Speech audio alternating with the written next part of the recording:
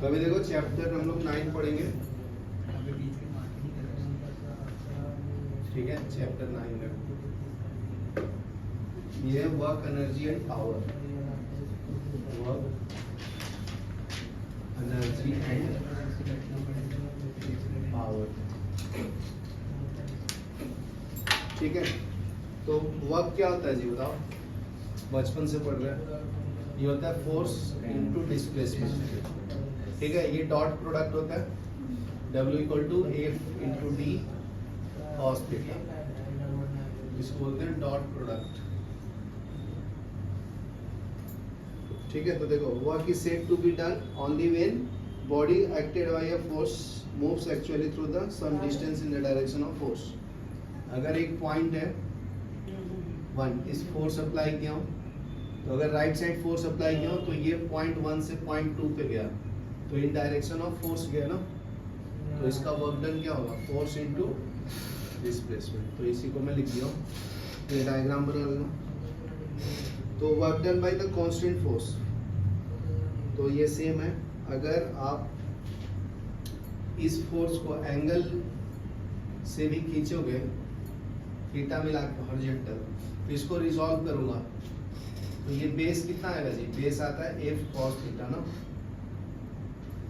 समझा ना। रिजॉल्व करेंगे तो ये आपका हाइपोटेनस है F, और ये B को रिजॉल्व करेंगे तो cos थीटा क्या होता है, base upon hypotenuse, cross multiply कर दो, B equal to F cos theta, बराबर है। तो इस पॉइंट से इस पॉइंट पे गया, हैविंग डिस्प्लेसमेंट D, तो वर्क डन क्या मिलेगा, W equal to F cos theta into D, बराबर ना। इसलिए इसको हम लोग डॉट प्रोडक्ट बोलते हैं।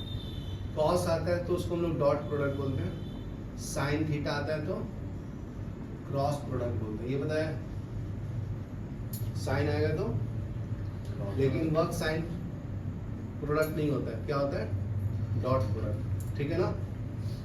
तो ये याद रखना, जिसमें साइन आएगा वो क्रॉस प्रोडक्ट, कॉस आएगा डॉट प्रोडक्ट आता है उसको, ठीक है ना। तो work is scalar product of force into displacement, इसलिए वर्क को हम लोग स्केलर क्वांटिटी बोलते हैं। वर्क इज स्केलर क्वांटिटी, ठीक है ना। स्केलर क्वांटिटी मतलब जिसके पास सिर्फ मैग्नीट्यूड होगा, डायरेक्शन नहीं होगा, हैज मैग्नीट्यूड नो डायरेक्शन। यहाँ क्लियर है, साइंस था, नमन समझ गया। तो अगर मैं इसका डायमेंशन निकालूं वर्क का, तो क्या मिलेगा जी, डायमेंशन ऑफ वर्क, तो work equal to force into displacement है। तो वर्क को क्या लिख सकता हूँ, mass into acceleration into D. Acceleration को क्या लिख सकता हूँ, velocity upon time into D, m by T. v को क्या लिख सकता हूँ, d by T into D. अभी वैल्यू डाल दो, ये मास है, मास का m ही रहता है ना डायमेंशन, ठीक है। डिस्टेंस का क्या होगा, डिस्प्लेसमेंट का l, तो ये हो जाएगा l स्क्वायर, टाइम का t स्क्वायर, डायमेंशन को हमेशा स्क्वायर ब्रैकेट में लिखिए, तो m l2 t⁻², ये आएगा वर्क का डायमेंशन। चेक कर सकते हैं, मैं डिराइव कर दिया हूँ, है ना, ये आता है ना सबको। नेक्स्ट देखो, यूनिट क्या है वर्क का, joule, work unit is joule, 1 joule. तो देखो, वर्क इक्वल टू क्या, फोर्स डॉट डिस्प्लेसमेंट, तो इसका अगर जूल है तो फोर्स का न्यूटन है, और डिस्टेंस का मीटर है, तो 1 joule equal to newton into metre आएगा, ऐसा यूनिट, ठीक है। यहाँ तक क्लियर है, यहाँ तक लिख लो, फिर आगे बढ़ो, ठीक है। नेक्स्ट देखो, एसआई यूनिट और सीजीएस यूनिट में रिलेशन बता देता हूँ। तो देखो,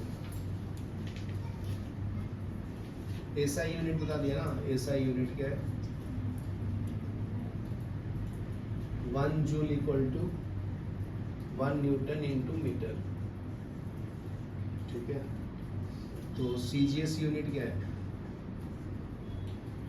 ये 1 erg equal to 1 dyne into 1 centimetre, ठीक है। तो अगर दोनों में रिलेशन निकालना है तो क्या है, relation between SI unit and CGS unit, ठीक है। तो 1 joule equal to 1 newton into 1 metre, ठीक है। तो देखो 1 न्यूटन इक्वल टू कितना टाइम आता है, 10⁵ time. 1 metre equal to 10⁵2 centimetre, तो कितना आएगा जी, 7 टाइम सेंटीमीटर, ठीक है। तो ये आपका 1 joule equal to 10⁷ time centimetre, मतलब इसको अर्ज बोलना, 10⁷ अर्ज, ठीक है। नेक्स्ट है ग्रेविटेशनल यूनिट, देखो ग्रेविटेशनल यूनिट, ठीक है। तो इसमें 1 kg into metre equal to 1 kg F into 1 metre. इसको 1 kg F को 9.8 न्यूटन बोलते हैं इंटू 1 मीटर, तो ये हो जाएगा 9.8 जूल, ठीक है। मतलब 1 kg metre equal to, similarly CGS में क्या आएगा, 1 gram centimetre equal to 1 gram F into centimetre, तो हो जाएगा 980 9 इंटू 1 सेंटीमीटर, तो ये 980 अर्ज आ जाएगा, ठीक है। अगर रिलेशन निकालो दोनों में तो क्या मिलेगा, ठीक है। Relation between kg metre into gram centimetre,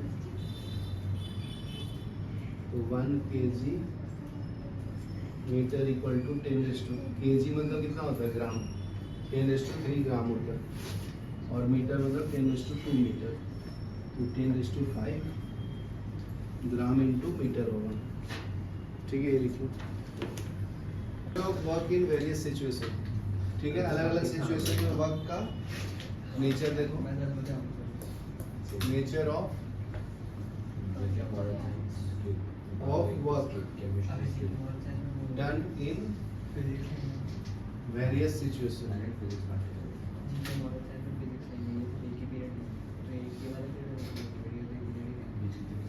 ठीक है। तो फर्स्ट देखो example of positive work done, example of positive work, ठीक है। ध्यान से देखो, when the body fall under the gravity, तो वर्क डन इज पॉजिटिव, ठीक है ना। अगर कोई भी ऑब्जेक्ट को जस्ट मैं छोड़ दूंगा ये हाइट से, तो वर्क डन पॉजिटिव, नीचे जाएगा ना, ये पुल करेगा, तो इस टाइम थीटा का वैल्यू 0 होता है जी, तो cos 0 क्या होता है, 1 ना, तो W इक्वल टू Fs मिलेगा, maximum work done. When a body falls freely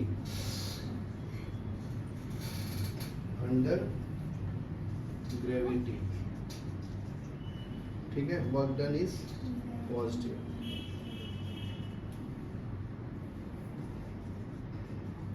work done by force is positive, ठीक है। नेक्स्ट देखो example of negative work done,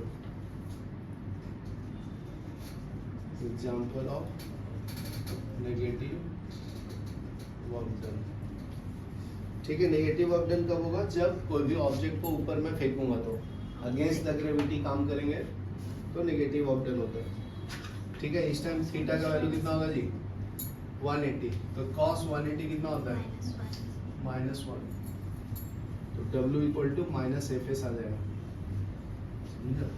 Fs cos 180 डाला, ये -1 है इसलिए नेगेटिव है, समझा ना। तो लिख लो, When a body is thrown upward, motion is opposed by the gravity. When body is thrown upward,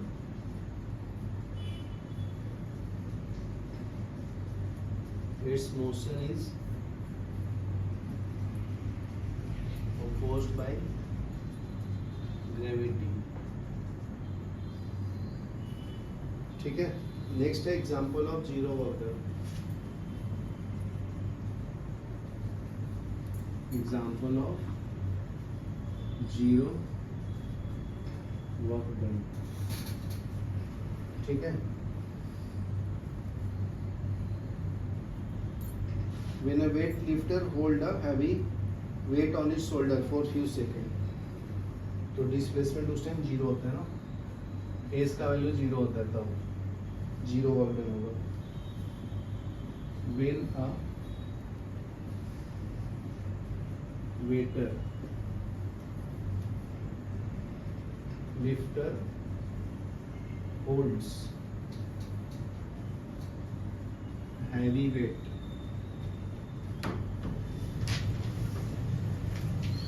on his shoulder,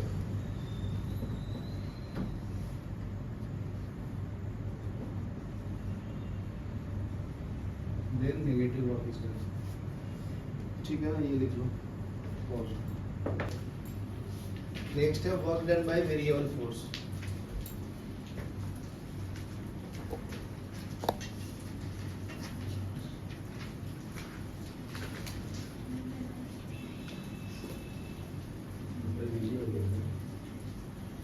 ठीक है.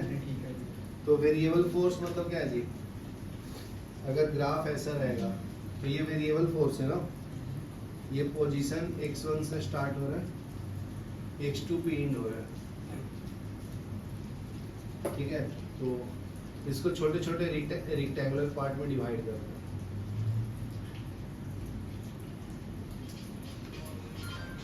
तो ये सब का एरिया को ऐड करूंगा तो टोटल वर्क डन मिलेगा. समझा ना? इसी को इंटीग्रेशन बोलते हैं. 12th में पढ़ोगे मैथ. सबका ऐड करके तो अभी भी सेकंड टर्म में आएगा इंटीग्रेशन. तो सबका ऐड करके वर्क डन. ये y एक्सिस से फोर्स है ना, समझा? तो वर्क डन क्या होता है? फोर्स इनटू डिस्प्लेसमेंट, तो F डॉट dx. ठीक है.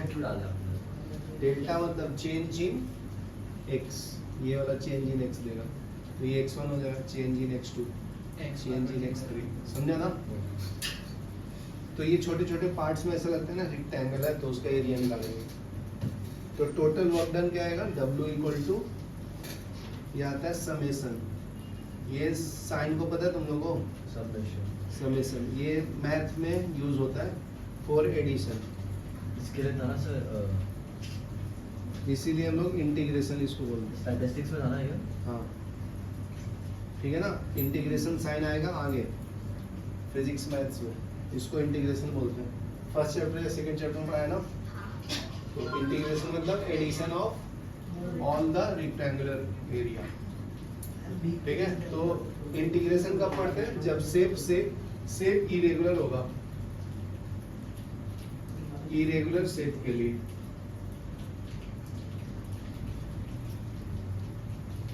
ठीक है ना. तो यहाँ पे लिख लो, इफ जो फोर्स है फंक्शन ऑफ x है, डिस्प्लेसमेंट इनटू dx. ठीक है. ये स्टार्ट होता है x1 से, एंड होगा x2 पे. ये आपका एंड पॉइंट देता है, ये स्टार्टिंग पॉइंट देता है. ठीक है. तो सबको ऐड करना, जैसे f1 into x1 plus f2 into x2 plus f3 into x3 dot dot fn into xn. समझा ना? तो इतना बड़ा लिखने से अच्छा ये शॉर्ट फॉर्म में लिखता है. समझा? ये इरेगुलर शेप के लिए यूज करते हैं. मैं लिख दिया वहां पे.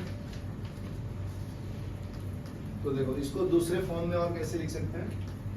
W equal to limit delta x tends to 0 summation x1 equal to x1 से स्टार्ट होता है, x2 पे एंड होता है f of x into D X. ठीक है, लिमिट्स मतलब क्या है, स्मॉल चेंज।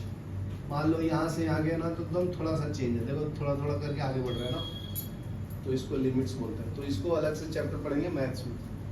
लिमिट्स मतलब small change. Delta x zero की तरफ है, एग्जैक्ट जीरो नहीं है, 0.0001 हो सकता है, एग्जैक्ट जीरो नहीं है, समझा ना। तो इसका मतलब होता है टेंड्स टू, उसके तरफ। ठीक है ना, मैं मानी नहीं हूँ लेकिन उसके तरफ होना, टेंड्स टू, ऐसा समझा। तो इसको हम लोग ये पूरे को मिलाकर इंटीग्रेशन फॉर्म में भी लिख सकते हैं। तो x1 से x2 work done equal to ये f of x into D X. ठीक है, तो देखो इंटीग्रेशन का साइन है, ये इंटीग्रेशन का साइन है। नीचे वाले को लोअर लिमिट बोलते हैं, ऊपर वाले को बराबर। ठीक है, ये सॉल्व करके ऊपर वाला वैल्यू डालते हैं, फिर नीचे वाले का, तो आंसर आ जाता है। ठीक है ना। मान लो ऐसे एक एग्जांपल दे दो, w इक्वल टू इंटीग्रेशन 1 से 2 चालू हो गया, 1 से 3 ले लो, तो x इंटू डी एक्स, इसका पावर 1 है, तो इंटीग्रेशन में पावर को ऐड कर दो, तो ये x का पावर 2 डिवाइड बाई 2, तो 1 से 3। इसका फॉर्मूला होता है नीचे n+1 होगा, ऊपर है। हाँ जी, ये पावर 1 ऐड करते हैं। Integration x raise to n dx जो होता है ना, x raise to n plus 1 by n plus 1 होता है।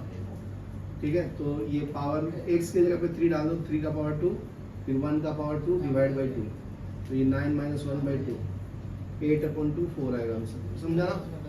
तो ऐसे कैलकुलेट करेंगे, वो तो मैंने वैल्यू गिराऊंगा, यहाँ तक लिख लो। ठीक है, नेक्स्ट पढ़ेंगे हम लोग कंजर्वेटिव और non conservative force. Next topic is, ये 6 टॉपिक है आपका, conservative and non conservative force.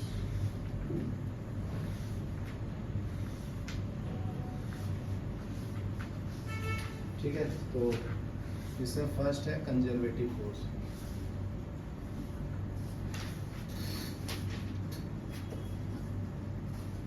ठीक है, a force is said to be conservative if the work done by the force in moving a body depend upon the initial and final position, not on the path। ठीक है, path के ऊपर depend नहीं करता, initial position और final position पे depend करता है। ये force is said to be conservative if work done by force in moving a body depend on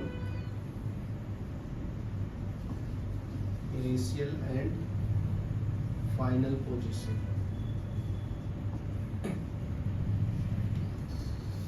of body and is independent of path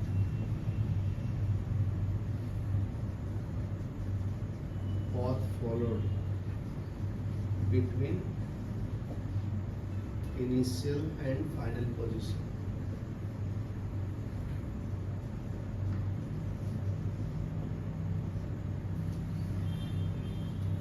ठीक है, तो वर्क डन को मैं प्रूफ कर देता हूँ।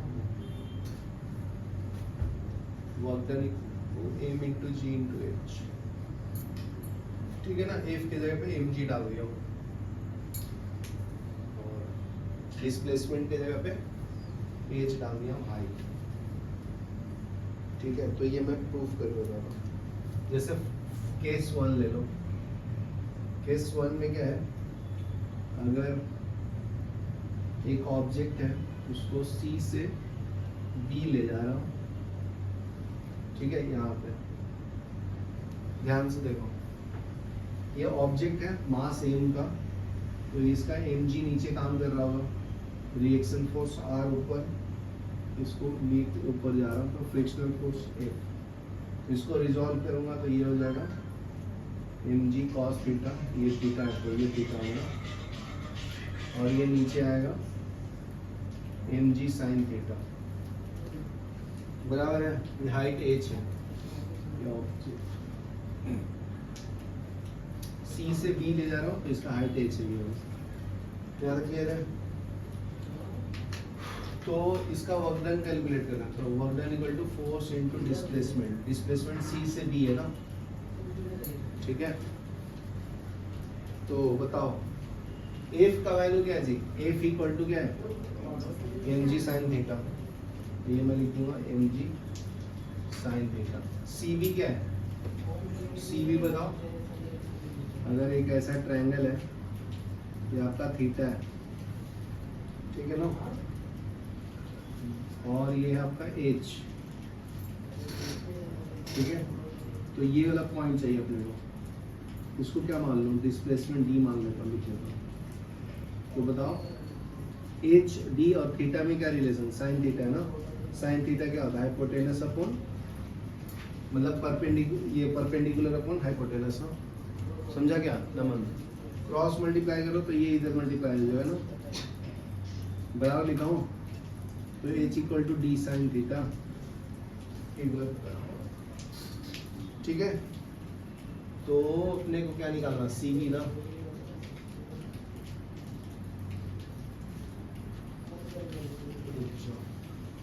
ये H लिए ना,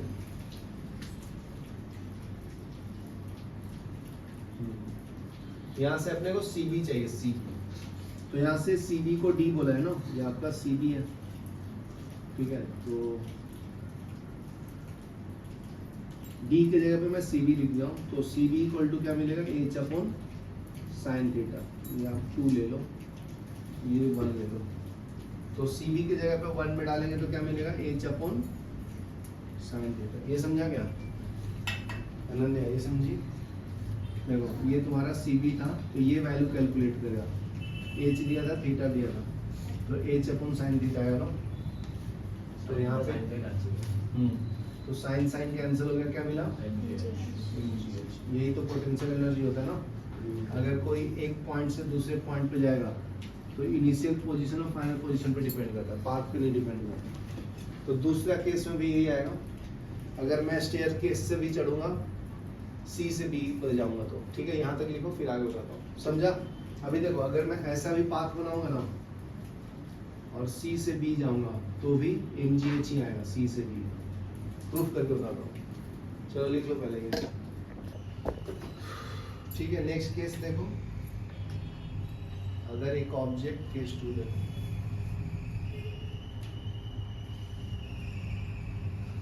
अगर एक ऑब्जेक्ट ऐसा जा रहा है,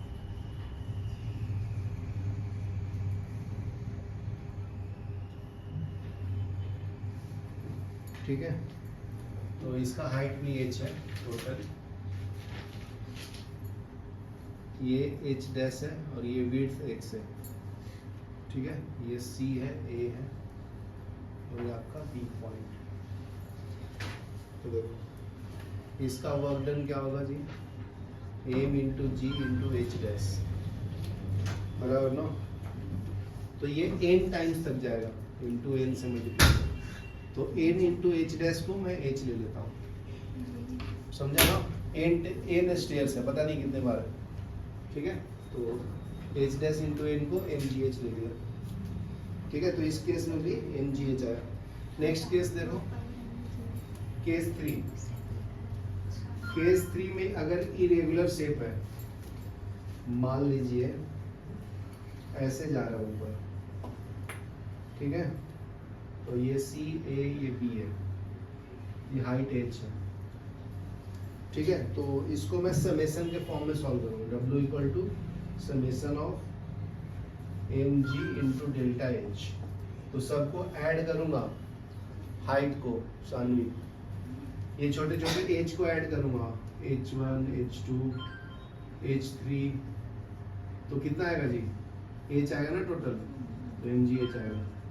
तो तुम कैसे भी जाओ, कोई भी शेप से जाओ, इनिशियल पॉइंट और फाइनल पॉइंट अगर फिक्स है तो फॉर्मूला सेम आएगा, वर्क डन सेम आएगा, समझा।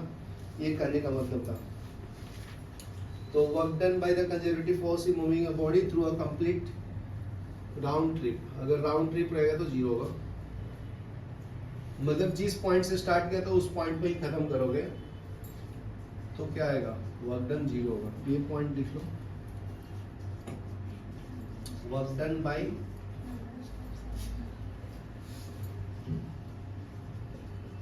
Conservative force in moving a body through a complete round trip is zero। ठीक है ना, जैसे मान लो एक पॉइंट से डी पॉइंट गया, ठीक है, ऐसे गया फिर ऐसे आया तो सेम पॉइंट पे आया ना, ठीक है, तो वर्क डन जीरो हुआ।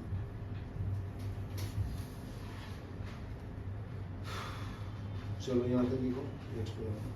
ठीक है, नेक्स्ट देखो, सेंट्रल फोर्स या conservative force. Central force is a conservative force. ठीक है, तो force acting on particle is a central force. ठीक है, तो फर्स्ट पॉइंट लिखो, a force acting upon a particle is a central force if it is always directed towards or away from a fixed point। ठीक है, its magnitude depend on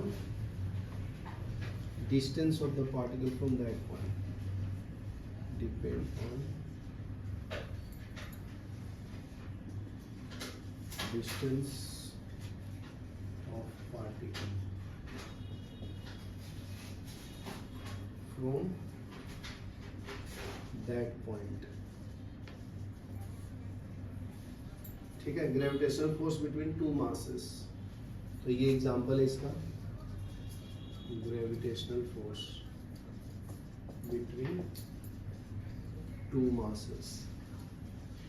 ठीक है, F equal to क्या आएगा, G m1 into m2 upon r square, इसको gravitational force बोलते हैं। Next है electrostatic force, electrostatic force between two charges.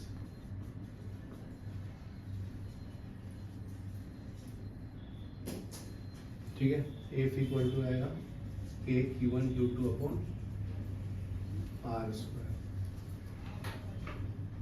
Next है magnetic force between two magnetic poles,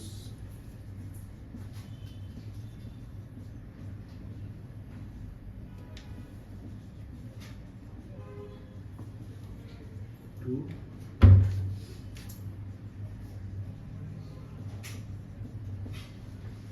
magnetic poles. ठीक है, are example of conservative force. ठीक है, next है non conservative, non conservative force.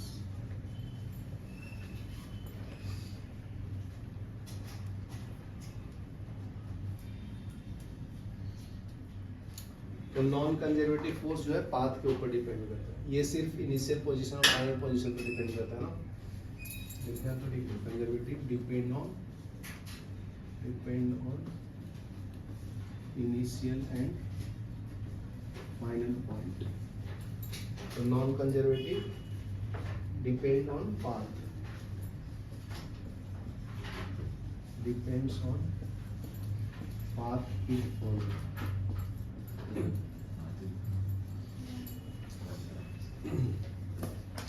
जैसे इसमें आएगा frictional force, viscous force, air drag.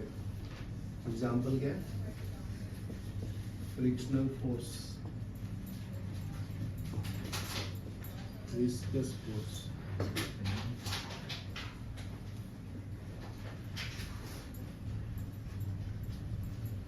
Drag air,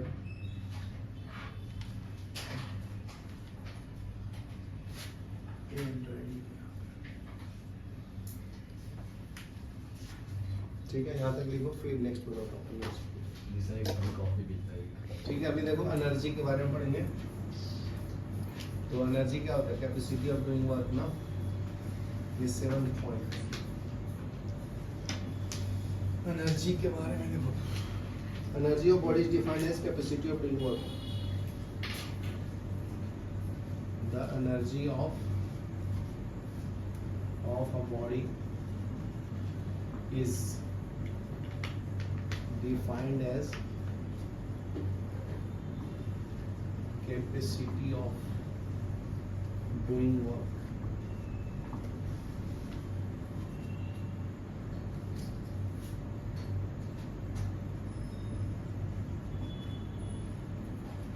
ठीक है, तो एनर्जी क्या जी? स्केलर क्वांटिटी है ना।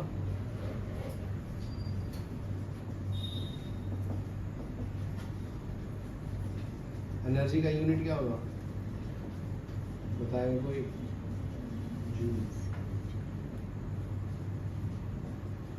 मतलब वर्क को ही तो एनर्जी बोलते ना, तो डायमेंशन भी सेम होगा। क्या आएगा? ml/t⁻²। अभी डिराइव करके दिया था ना वर्क का, तो यही एनर्जी का भी होगा। तो different form of kinetic energy तो पता ही है। Kinetic energy, potential energy. तो देखो मैं काइनेटिक एनर्जी का फॉर्मूला प्रूफ कर देता हूँ। काइनेटिक एनर्जी जिसको हम लोग के से रिप्रेजेंट करते हैं, ठीक है। तो देखो F इक्वल टू क्या होता है? Mass into acceleration. तो A इक्वल टू F/m होगा। F क्या है जी? फोर्स है। M क्या है? मास है। A क्या है? एक्सीलरेशन।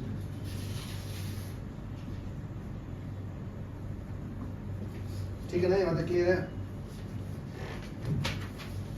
तो देखो अभी नेक्स्ट टॉपिक ये, अगर कोई भी ऑब्जेक्ट इनिशियली U से स्टार्ट होता है, रेस्ट से, तो काइनेमेटिक थर्ड इक्वेशन अप्लाई करेंगे, v² = u² + 2as।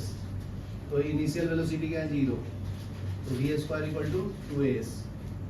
तो अगर यहाँ से मैं क्या निकालूँ जी? इसको ऐसे ही रखो, ये इक्वेशन 1 ले लो, ये 2 ले लो, तो A का वैल्यू इसमें डाल दो, मतलब putting first in second, putting first in second. ध्यान से देखना। तो v² = जरा से लिखो, A के जगह पे क्या डालूं? F/m, F/m into s। बराबर है? यहाँ तक क्लियर है? तो बताओ जी, ये 2 को नीचे ले लो, m को इधर ले लो, तो mv²/2 आ जाएगा। ये बचेगा ना नमन? बराबर है। m को इधर लिया, mv²/2 आ गया, 2 नीचे लिया, सही है। तो mv²/2 को क्या बोलते हैं? Kinetic energy. बराबर ना? तो काइनेटिक एनर्जी तुम्हारा क्या है? वर्क। वर्क ही तो है, फोर्स इनटू डिस्प्लेसमेंट। तो वर्क डन जो निकालते हो वो क्या है? काइनेटिक एनर्जी ना। ठीक है, यहाँ तक लिख लो, फिर आगे बताता हूँ।